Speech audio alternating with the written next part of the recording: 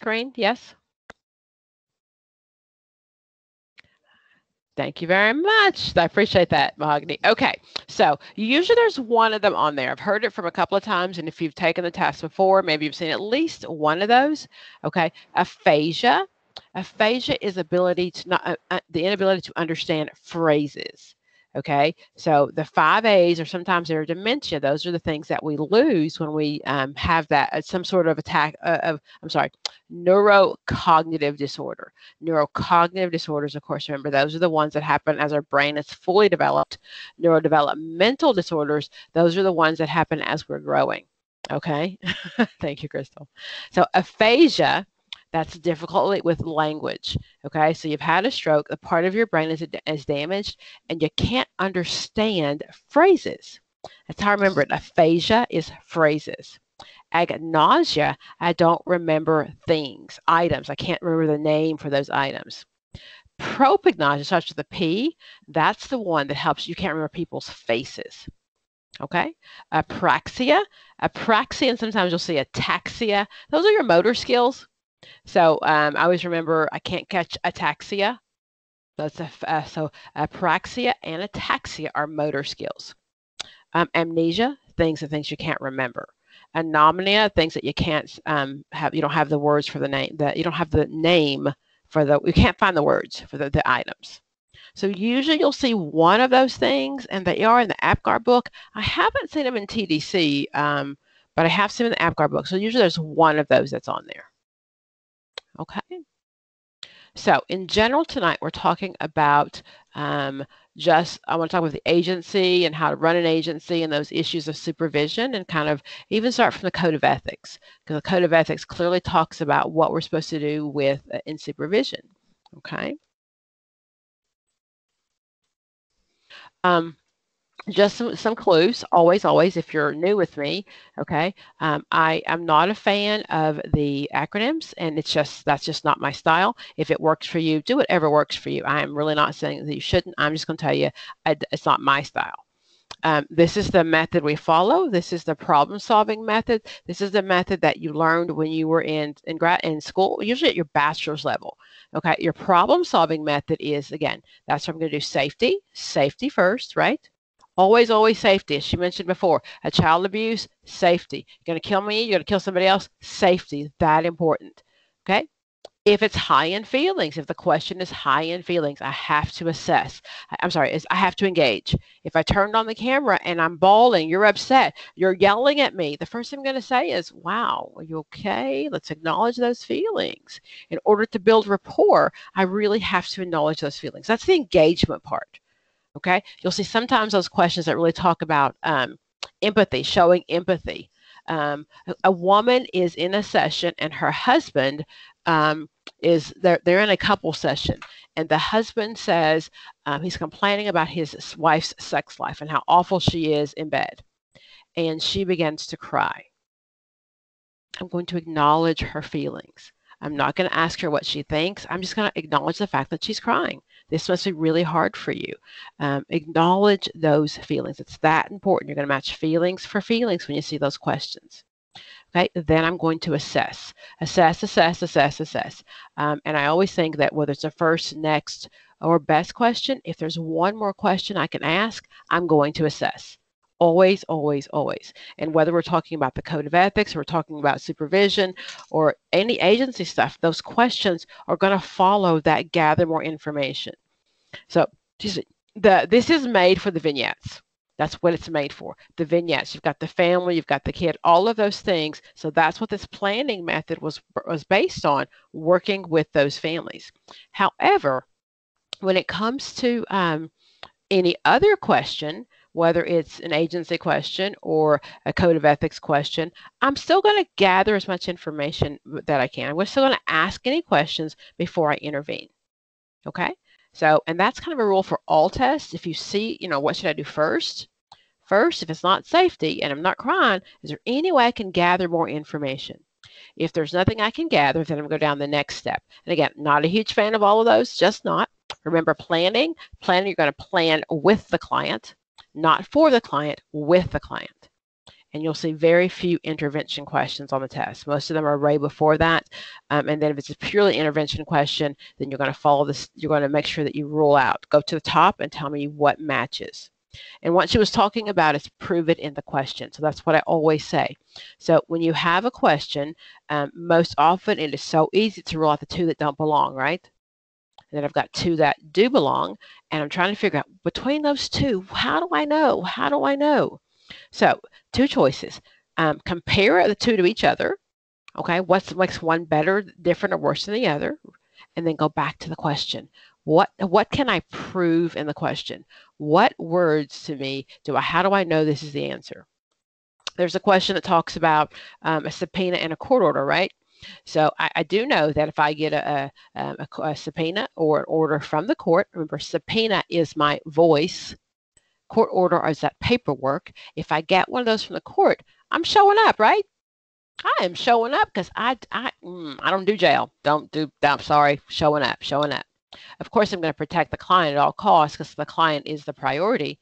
However, that same question, if it starts off with, I work for a social work agency, I'm going up the chain of command, right? I'm going to take it to my supervisor. I'm going to take it to the legal counsel. Somebody, because I work for an agency. So those small words change the whole question. So go back to the question and prove it. Okay, so that's really kind of my method of teaching. Content is important. I cannot pretend that content is not important. However, how you answer the questions is the key to passing this test. Taking that content and then looking at those questions and learning how to answer questions. If you have no clue whatsoever, none, you can't word match, you have no idea, really, literally look in the question to see if you see the same word. You see a synonym of the same word. If that's your only choice, that's a better guess than taking a blank guess. Okay. One of the things that we do, especially people that English is not their first language, and you're really looking at how to pass a test, you're just really going to word match sometimes. So if you have no idea that's your last case scenario, then word match. Okay. Huge fan of flagging questions, but make sure you save yourself enough time. Don't spend more than a minute and a half on a question, but read it. Read it, go back in the question and prove it. Okay. So that's the method I teach. That's what you learned in social work school. I didn't make it up. That's just what you were taught. We were taught that for a reason, and that's how we work those problems. One of the other things that she mentioned is a crisis intervention method. That's the other one that we need to follow. Again, it is in both TDC and APGAR. Just making sure that you understand what that is and what that looks like. Okay, so the assumption is in a crisis intervention that I will never see the people again. Okay, I am there to get this crisis, get them through this crisis, and I will never see them again. That is always going to be the assumption. Put it up for you guys. And as I go along, please feel free to ask any questions. I do realize that I talk really, really fast. I'm just trying to get as much in as I can get in this hour and a half. And you can go back and watch the video 1,000 times if you so choose, but I want to get as much information in as I can. If it's your first time with me, the first part of the test, the first part of class, I just give you information. The second part, we're going to ask and answer some questions. Okay, so this is Robert's crisis intervention model. It doesn't look this way in the text. However, this is the way that I like it. It just doesn't look this way in the text. I'm muting somebody. Thank you. There we go. Okay, so what we're going to do is we know that in the crisis, I'm not going to be with that person forever, right? Probably never see them again. What is the goal of crisis intervention? To return them to their prior state of functioning. And the question will say, this is a crisis. You're using crisis intervention stages. It'll give you those words. That's how I know to use this model, because it'll tell me. Okay, so about 20 minutes, I will never see them again. That is the assumption. We're done. Am I looking at their childhood stuff? No, don't have time for that. Okay, so the code of ethics says we are supposed to be there in times of crisis, whether it's really about a nation crisis, if something happens in my community, all that stuff, we're supposed to be there. So crisis happens, there's a school shooting, there is this occurred after 9/11. There's a suicide in a school and they've called in the crisis team. All of those things are when you would use this method. But the question will say, using the crisis method, in a crisis, what do you do? First thing I'm going to do is plan and conduct my psychosocial assessment. That is not getting out a whole sheet of paper and going down and going over like, what's your name? What age were you born? No, no, no. Are you okay? Are you physically okay? Let's get to some place that I know we're safe. Let me just make sure you're okay. So, establish rapport quickly. I'm going to say, hi, I am Dr. Pam, and I'm part of the crisis team. We're going to get you out. We're going to get you guys out. We're good. So I'm going to re-encourage them, be there. If you remember your own life being in a crisis, sometimes you're in shock. You're like, you can't, the simplest things, you just can't figure out what to do. The third thing I'm going to do is gather as much information as I can. What did you see? What did you hear before the shooting? How did you feel before this happened? I'm sorry, not how do you feel. What do you recall? Okay, I'm trying to stay away from the feelings questions until 4. But 3, I'm gathering as much information as I can. And the assumption of this model is that everyone uses the same model. So it's the policeman, the fireman, the psychologist, the counselor, whoever it is, they're using the same approach. So step 4 is when I'm going to let those feelings come down. I want to say, so how are you handling this? Okay, I'm just trying to gather as much as I can and before I ask those questions, because we know what happens when you ask me my feelings, right? I don't know. Yes, I'm a blubbering mess. And maybe it's just me, but most people, once I can get through that first part, but once you ask me and it's okay to let my guard down, I'm going to lose it. Okay. Step 5, you're looking for your untapped resources. Again, that's information that you had before. How did you get through this before? What did you do? I'm going to develop an action plan, and then I'm going to follow up with a plan and agreement. Again, the assumption is I will never see them again. I don't care what happened with their childhood. The only goal is to return them to their prior state of functioning. That is the only plan. Okay? So those are 2 methods that are just important to understand when it comes to learning how to follow the steps. Okay, but I'm going to go back to my code of ethics, and we're going to talk about just, first of all, you need to make sure that you have read the code of ethics. Read them, read them, read them. There are questions in here that are verbatim from the code of ethics. Okay, you can read a description of them someplace else, but you need to know what the code of ethics say. Okay, it'll talk about the, go back up. Okay.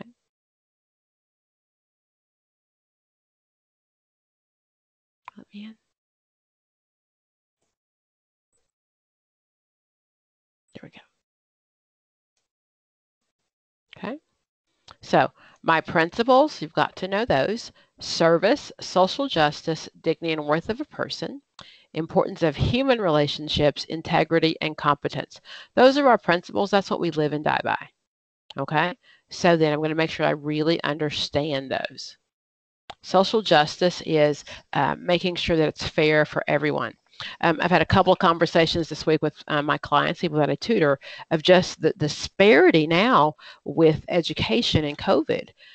So kids who have to go back to school because they need food to eat, as opposed to kids whose parents can, hire a teacher to come in and teach the kids or teach a group of kids. I think that personally, again, so whenever this ends, I just think that's where we're going to see long-term effects is this schooling.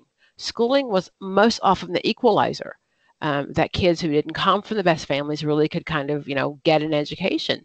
And I truly think that's going to change things. Okay, so those are my code of ethics. I really want to, those are the standards I really want to make sure that I understand. Okay, so when it comes to code of ethics, we're talking about supervision and outrun an agency today. Okay, the assumption is you are the best social worker ever. Just remember that, whether it's whether you feel it or not, the answer is that you really, really are just the best social work ever. Okay. So I'm making sure that when I read this, it's not, I know this. I don't refer out because I'm the best. There's no such thing as someone who's more experienced than me. I'm the best. And the assumption is at some point you'll all be supervisors. Whether you're running your own agency or somebody else's agency, you'll be in charge. So that's why it's important to know the supervision rules and to really know going into the test that you are good at what you do. So in general, when do I go to my supervisor? When I'm having counter-transference concerns, issues. And you're correct. Keep going. And Personal issues in life. so countertransference as well as transference. Okay. Any Oh, okay. I feelings didn't that know that. get in the way of, any feelings. I love him. He loves me. I can't stand him. He loves me. I mean, he can't stand me. Anything that comes in the way of the relationship. What it could be. I have had. I'm going through divorce. And my client right now is going through a divorce. And I'm worried. I don't like him because of what I've gone through. Okay. Things like that. Those are what I go to my supervisor or I'm going to seek consultation for. Okay. So any feelings, you're right, any feelings that get in the way with the social, get in the way. Okay. So depending on, so if you, in general, I think no matter where you are in your career wise, you should always seek consultation if feelings get in the way. If you find a client that you really, really like or really, really don't like, not just for the test, in the real world, you need to see some supervision because sometimes you can't see the forest for the trees and you can't go on like not liking this client. We're going to use a strengths perspective and try very hard to find out what's going on, but I just can't do that. I can't get rid of the client because I don't like him. I can't get rid of the client because he's attracted to me. Those aren't options. This is a therapeutic relationship, and whatever feelings get in the way, I don't get to just say, oh, by the way, I'm done with you. It gets abandonment. We can't do that. So the few times I'm going to go to the supervisor is if there's something in the therapeutic relationship that's getting in the way, right? So remember that though, if it's a first question, a client says, oh my gosh, you're amazing. I love you. If it's a first question, what am I going to do?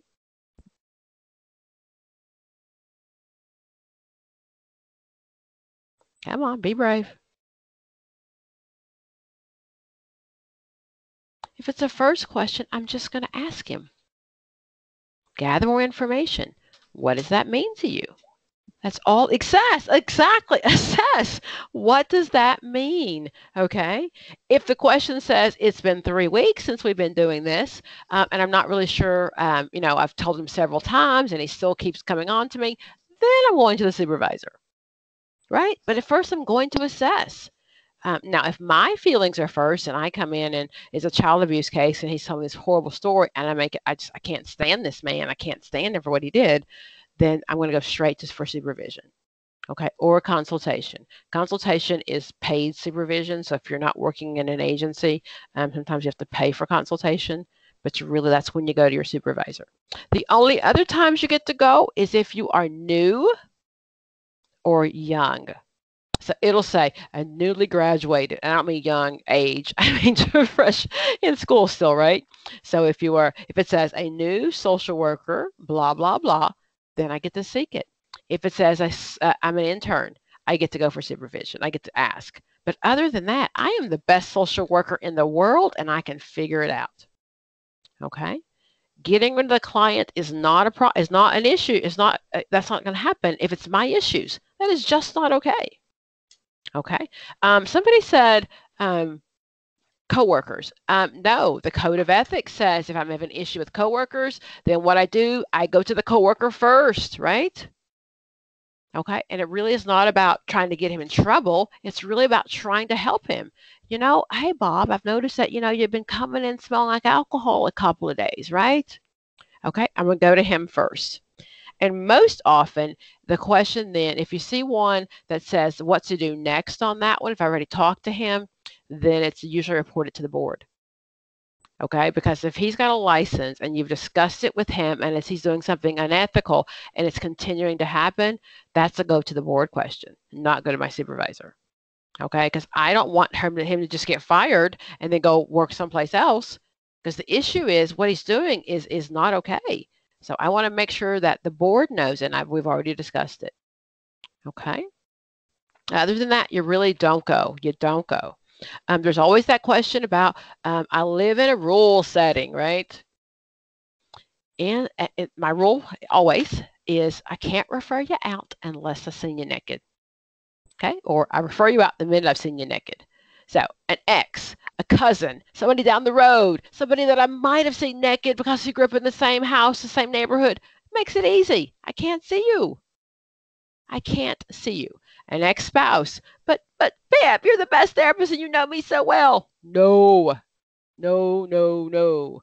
Do not see that person, okay? Refer those people out immediately. And that not only for the test, but for the real world. No. Okay? There's a question that says you get halfway through the assessment and you realize that you are cousins are related to that person. Okay? You're not going to continue that assessment, right? Okay? You're going to politely say, hey, you know what? I'm going to have to refer you out, blah, blah, blah. We're related, whatever. I cannot do that. I've got to avoid that at all costs. Also, my supervisor, my supervisor is not there to be my therapist, right? Nope. Hey, Doc, can you explain the young lady, the first one who passed, she stated that the question was something similar to what you're speaking about now, where she was volunteering with someone and then come to find out that they were going to start sessions at the same agency. Mm-hmm. Why wouldn't they just talk about it and see if it's fine? I mean, they didn't have a intimate relationship. Why is that? Why would we refer out on that case? And she didn't give us the whole question. My assumption is it wasn't just a one-time volunteer event. So I would need to believe this was kind of an ongoing thing, maybe. Okay, and then I need to avoid dual relationships. So if I'm your friend, I can't be your friend and your therapist, right? I can't be your therapist and then come back and be your friend. So I can only have one relationship with you. So if we're on this volunteer team together, then I need to say, hey, I can't see you as my therapist. I can't be your therapist. Okay, cool. Thank you. Okay, yeah, no dual relationships. Sometimes they're unavoidable. You'll see that on the test. It talks in general if they're unavoidable. And what you want to do is just kind of go back to the client and talk about, you're in a small rural area and there's issue with a church, right? You're in the same church. Do everything you can to make sure that you stay you're not in the same committees, you're not in the same Sunday school lesson, things like that. Okay? Okay, so just again, some rules of supervision. This is the one on unethical conduct. Okay, I have a colleague. Social workers should take adequate measures to discuss, prevent, expose, and correct the unethical conduct of colleagues. Okay, so I've got to be familiar with the laws, and I need to make sure that I do with my client. Hey, wait a minute, that's not okay. Okay, so when necessary, social workers who believe the colleague has acted unethically should take action through appropriate formal channels, such as the state licensure board, regulatory body, the ethics committee, or other professional ethics committees. It doesn't say go to my supervisor. If I've gone to him first and this isn't working out, then I need to report him to the board because I don't want him having a license or her having a license. Okay. Okay. So again, my supervisory role, social worker who provides supervision or consultation. Most often, if it's an agency question, you're not providing consultation. Consultation is not free. Okay, a supervision is something you get in an agency many times because you work for the agency, but it would not be free for me to give you for me to consult with you. Okay, I would charge you. So, however, if you're working in a private practice, then many times you do have someone that you consult with and you pay them. That's just part of it. Okay, so whether in person or remotely, they should have necessary knowledge and skills to supervise or consult appropriately within only their areas of knowledge and competence. Okay, so one of those questions again goes back to you're in a rural area, and the assumption in a rural area is you're the only one, right? So you get a client who has bulimia, and you have never treated bulimia, or you've treated it a little bit and you just really don't know. What do you do with that? Go seek an expert. I do. You got it. And the expert does not have to be a former social worker. So sometimes it'll say, reach out to a colleague. No, if my colleague doesn't have any more experience, and it says it in the question, my colleague doesn't have any more experience than I do in this field, then no, I need an expert. That would that be the lawyer down the street or a criminal justice guy or a psychologist, whoever it is. They do not have to be in my profession, but I really need to seek consultation. And I can't refer them out. If it ever says in a rural area, I cannot refer them out. The assumption is there's no one there but me. Okay.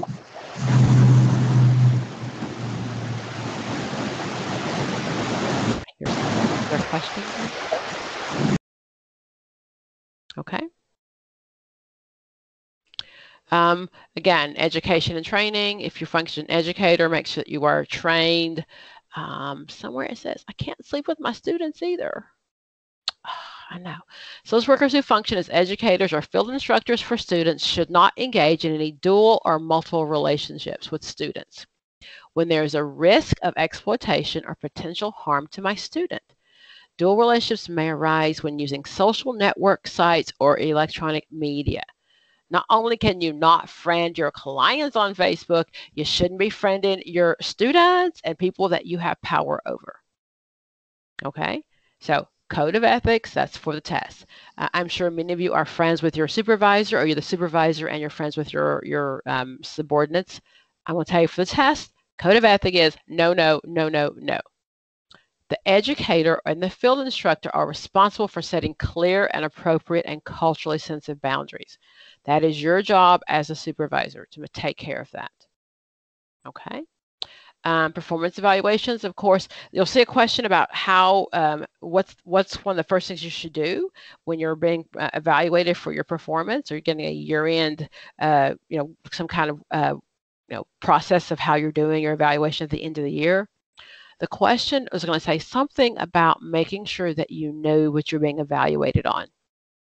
Remember, with all goals and objectives, they have to be measurable. And also, when it comes to me, me being evaluated, it's not fair at the end of the semester or the end of the year. You say, "Oh, by the way, Pam, this is what it's based on." Like, hello, I didn't know that. So, in order for it to be a good evaluation based on my performance, an employee evaluation, I really have to make sure that I had some knowledge, some input on how I was being measured. Okay. Client rights, we know that one. Billing, we know that one. Client transfer. Cannot unless I'm doing what? If I'm leaving the area, do I transfer the client then? Yes. And I just call up and say, hey, by the way, I'm leaving? No. How does it work? You help the client, like if you're at an agency that has other available social workers, you will help to facilitate that process so the client is not without any services. You got it. You got it. So I'm not going to find him necessarily another provider. If there's someone in my agency, then I'm going to say, yes, here are the people in my agency you can see. If it's outside of that, I'm going to then, I have to I'm going to give a couple names. Okay, I'm going to say, here's who I referred you to. This is where your records will be, anything like that. But yes, the first thing I do, that first question on that one, it's always going to be make sure you have someone to refer them to. Right? So you found out that your mother's sick and you're going to be gone for an indefinite period of time. What's the first thing you should do? Find some providers, right? What's to send you a list and say, well, I'm not really sure who's going to take care of you, but no, I've got to find a list of providers. I've got to find a backup plan before I say anything to my clients. Okay? So when an individual who's receiving services from another agency or colleague contacts a social worker for services, the social worker should carefully consider the client's needs before agreeing to provide services. To minimize possible confusion and conflict, social workers should discuss with potential clients the nature of the current relationship with other providers and the implications, including possible benefits or risk, or entering into a relationship with a new service provider. Many times you'll see that question that says a client has 2 therapists and they are getting better. What is that based on? Does having 2 therapists like speed up my therapy? No. What's the answer then? Why am I getting better? Because they're talking. They're talking.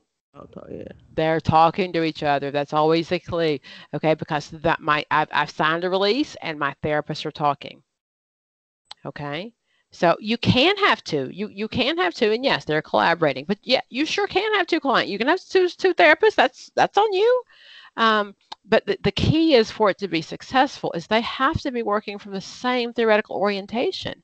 If one is a behaviorist and he only cares about your behavior and doesn't care about your feelings, hello, then the other one is a Roger and only cares about my feelings. That's not going to work. So they have to be working on the same place, and they have to be working together. That is the answer to that question. You are correct. Also, okay. Aren't yes. you to transfer if like something's out of your scope too, right? Most often, the ones that'll say out of your scope are going to say in a rural area. Okay. Okay. So if it doesn't say in a rural area, then you're not going to transfer out of your scope. It'll say expert refer to a more experienced therapist. No, that is not right. Okay. Would that be the same for a therapist and a substance abuse provider? That would not be correct, because the assumption is that most social workers are not substance abuse providers. Okay. So that was my dissertation on the lack of substance abuse social workers who have a lack of knowledge in substance abuse counseling. So no, the assumption is they're different. Okay.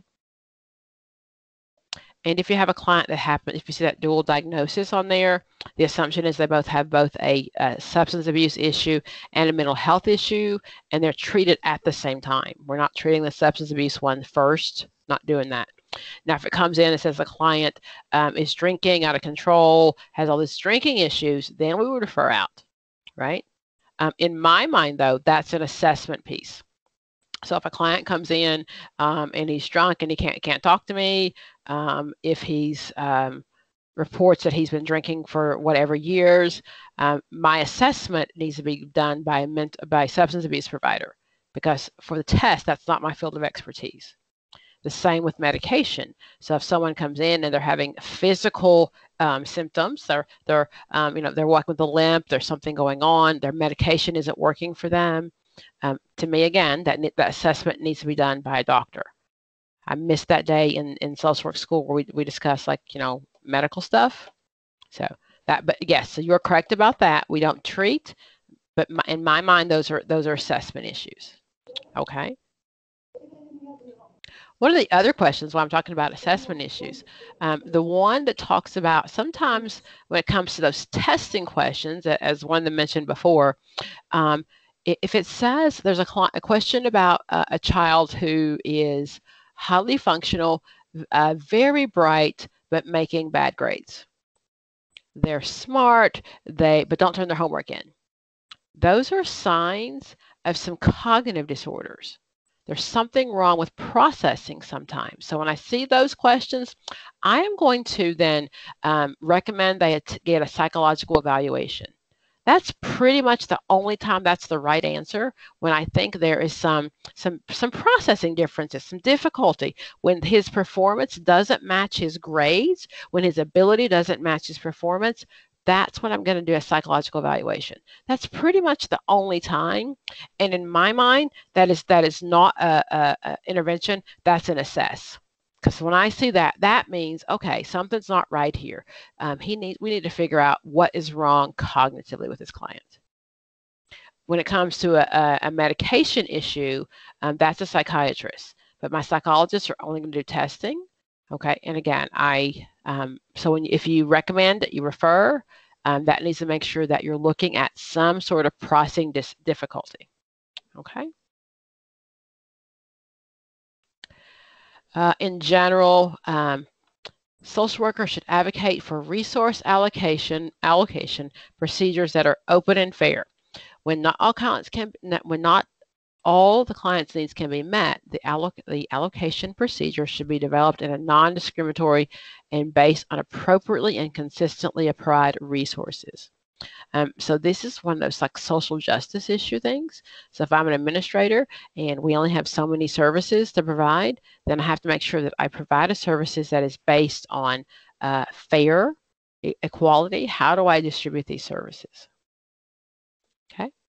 So commitment to your employer, I always think that's fun. You have to get CEUs. I don't ever see that on the test, but you all know you have to get CEUs to maintain your licensure, right? States are different, so you won't find a question on the number because every state is different when it comes to those requirements of CEUs. Okay. Commitment to employers. So social workers should adhere to the commitment made to employers and employee organizations, right? I got to follow the rules of the agency. However, if I think the agency is doing something unethical, what do I do?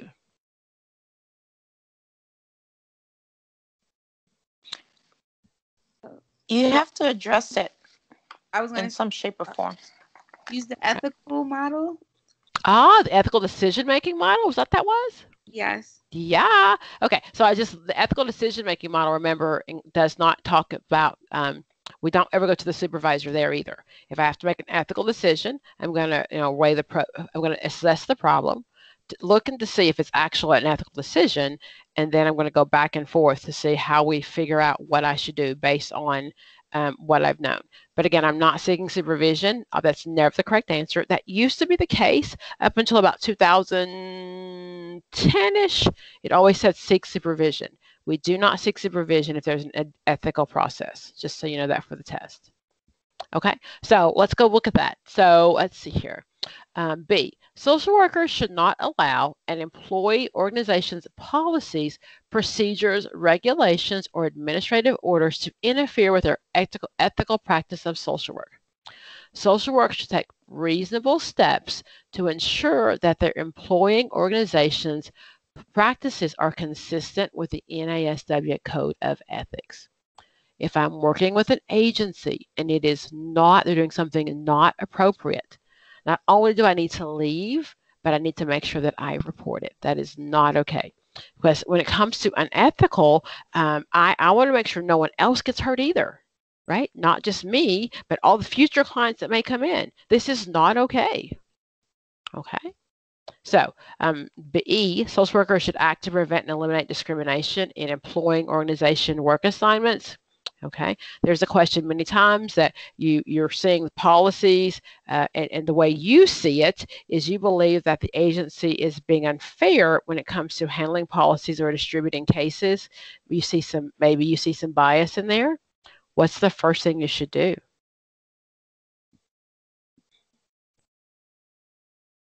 Ask, assess, right?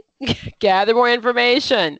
Don't intervene until I know all the information. I'm going to ask. I'm going to read their policies. I'm going to go gather as much information as I can before I make an assessment. Okay? I'm sorry, before I make a judgment. I don't know. I don't know. Your screen is black. Is anybody else's screen black? Yes, no? No, I can see you. Okay. Okay. I'll refresh the screen if that helps, whoever's screen is black. Okay, I'll refresh that. Did that help?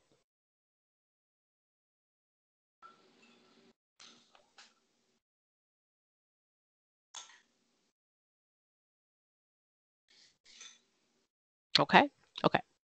So then, and I'm in the NASW Code of Conduct. If you can't see, I'm just in the Code of Ethics. I do apologize, but I am. Okay, good. Okay, so labor, make sure I got all those. Okay, so labor management disputes. Can I pick it?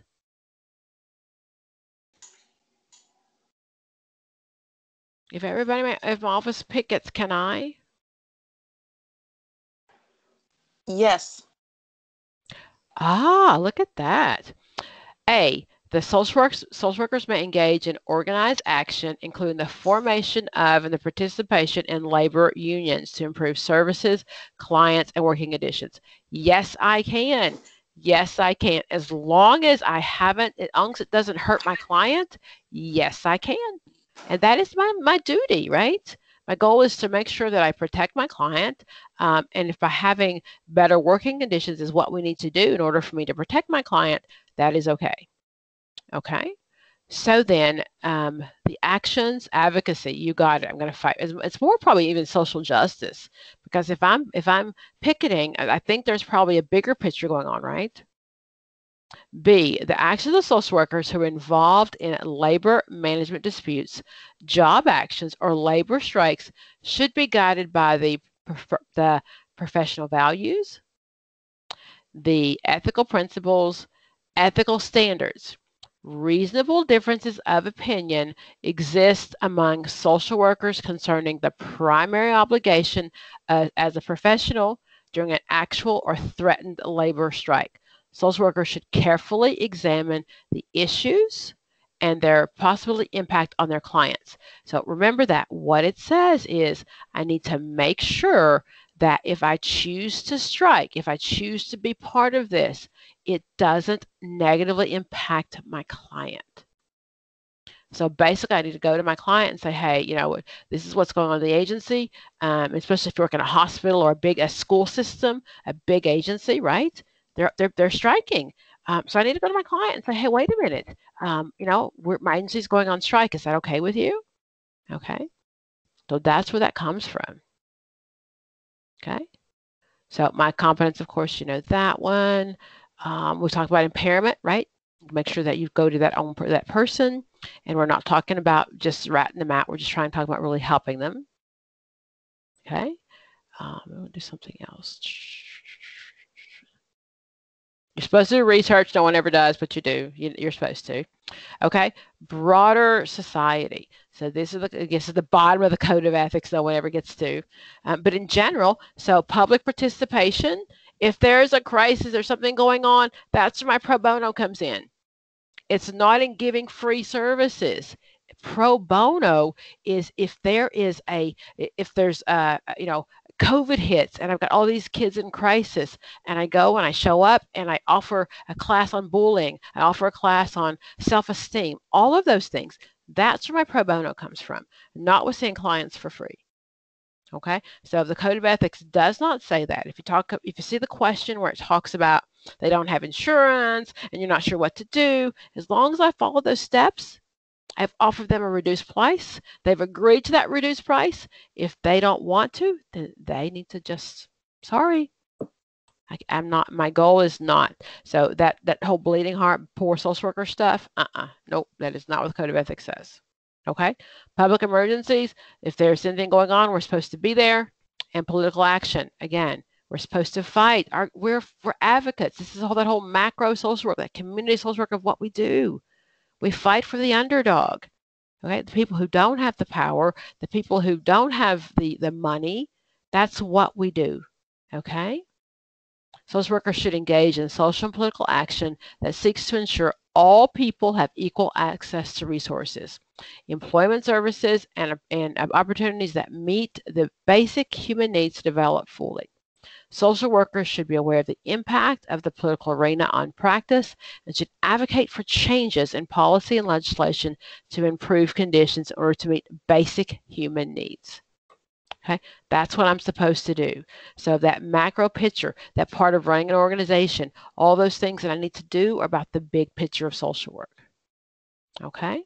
Okay, normally I do questions, and I'm sorry I'm out of time. However, I will post questions in the box. I will post them with the answers. I'm going to start